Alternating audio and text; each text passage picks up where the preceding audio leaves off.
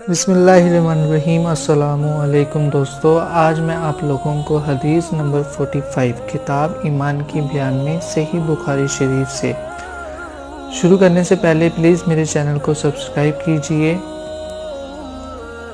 ایک یہودی نے ان سے کہا کہ اے امیر المومنین، تمہاری کتاب قرآن پاک میں ایک آیت ہے جسے تم پڑھتے ہو، اگر وہ ہم یہودیوں پر نازل ہوتی تو ہم اس کے دن کو یوم عید منا لیتے۔ آپ نے پوچھا وہ کون سی آیت ہے؟ اس نے جواب دیا، آج میں نے تمہارے دین کو مکمل کر دیا ہے اور اپنی نعمت پر تمام کر دی اور تمہارے لیے دین اسلام پسند کیا۔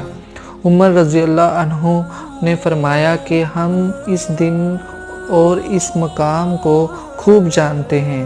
جب یہ آیت رسول اللہ صلی اللہ علیہ وسلم پر نازل ہوئی، اس وقت آپ صلی اللہ علیہ وسلم عرفات میں جمعہ کے دن کھڑے ہوئے تھے۔